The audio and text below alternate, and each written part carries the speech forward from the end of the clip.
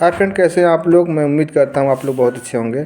जैसा कि हम केजीएमयू नर्सिंग अफसर के बारे में बात करेंगे, जिसका रिज़ल्ट आउट हो गया है और बहुत लोग सेलेक्ट भी हुए हैं।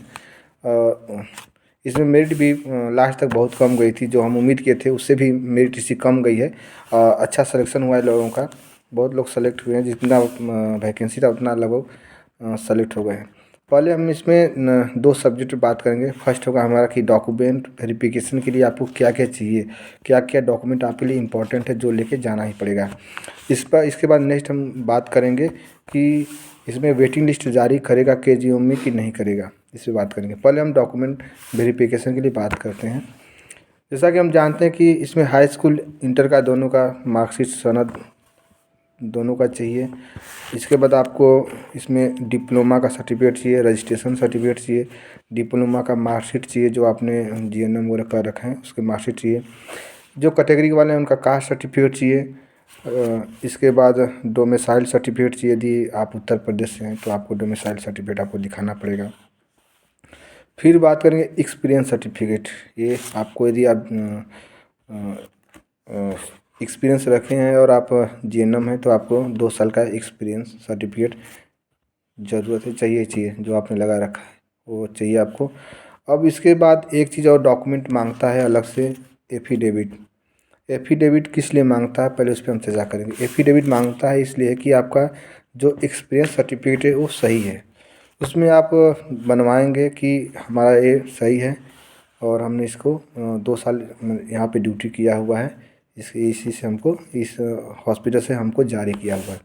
ये आप लेके एफिडेविट बनवाएंगे जो कि इम्पोर्टेंट है। आपके नोटिफिकेशन में भी दिया गया है कि आपको नोटिफिकेशन में दिया गया कि इसको एफिडेविट लेके आना है।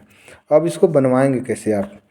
एफिडेविट बनवाने के लिए आपके पास जो वो एक्सपीरियंस सर्टिफिकेट लेकर आप कचहरी में जाएंगे, वहीं किसी वकील से मिलेंगे, वकील से मिल के इसको आप बनवाएंगे। बनवाने के बाद ही उसको साथ लेके जाना है। यदि आप एफिडेविट लेके नहीं जाते हैं तो आपका एक्सपीरियंस सर्टिफिकेट का मान्य नहीं होगा। तो जो जीएनएम है जिनके पास एक्सपीरियंस सर्टिफिकेट है उस एक्सपीरियंस सर्टिफिकेट ले जाकर कचहरी में अपना बनवा लेंगे एफिडेविट। बाकी इतने डॉक्यूमेंट अपना ज़रूर ले जाएंगे। एक बार और मैं रिपीट कर रहा हूँ आपको इंटरमीडिएट हाई स्कूल का certificate, registration certificate, diploma marksheet, caste certificate, domicile certificate, affidavit जो कि इसके रिकॉर्डिंग होगा, आपका एक्सपीरियंस सर्टिफिकेट की रिकॉर्डिंग होगा, इसको ले लेंगे आप। आधार कार्ड होना चाहिए, बाकी पैन कार्ड वगैरह होना चाहिए जो भी आपके पास है, इसको लेके आप जाएंगे।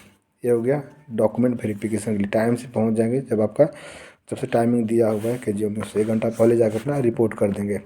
अब हम बात करेंगे कि इसमें वेटिंग लिस्ट आएगी कि नहीं आएगी। इसमें वेटिंग लिस्ट तो 100% आने की संभावना है, बाकी केजीएमयू के ऊपर डिपेंड करता है। लेकिन जो उम्मीद लगाई जा रही है हम उसके हिसाब से बताएंगे। इसमें बहुत से ऐसे स्टूडेंट हैं जो एसजीपीजीआई में भी फॉर्म अप्लाई किए थे और यूपीपीएससी में भी जो कर रखे हैं और केजीएमयू में भी कर रखे हैं कुछ लोग उसमें भी। और जो भी एसजीपीजीआई का अभी चल भी रहा है, डॉक्यूमेंट वेरिफिकेशन उसका चल रहा है, तो लोग इससे बेटर मानते हैं, केजीएमयू से बेटर मानते हैं, एसजीपीजीआई को लोग मानते हैं। तो हो सकता है लोग, कई से स्टूडेंट हैं जो दोनों में सेलेक्ट हुए हैं, तो वो लोग एसजीपीजीआई को ज्वाइन करते हैं। जब वो एसजीपीजीआई को ज्वाइनिंग करते हैं तो इसको छोड़ेंगे। कुछ लोग ऐसे हैं जिनका डॉक्यूमेंट वगैरह नहीं है, फॉर्म भर दिए हैं लेकिन उनका अपना रजिस्ट्रेशन नंबर वगैरह नहीं आया है।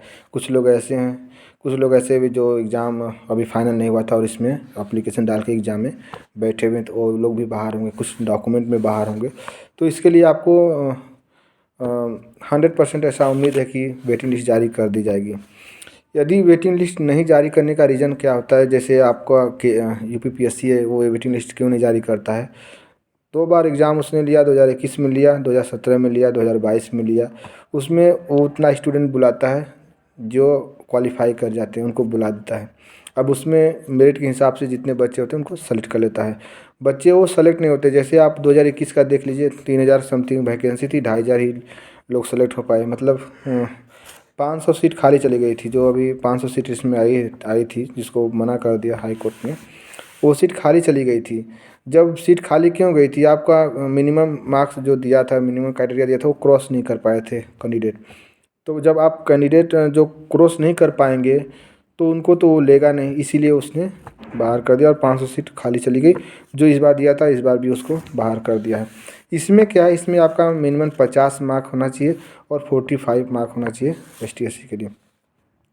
जो इस क्राइटेरिया को क्रॉस करता है उसको केजीओ में बुलाएगा, क्योंकि आप कल को आप यही बताएंगे कि भाई हमारे 50 नंबर से ऊपर थे तो वेटिंग लिस्ट क्यों नहीं जारी की गई, वैकेंसी खाली क्यों चली गई। तो केजीओ में इस वैकेंसी को पूरा करेगा, फुल भरेगा।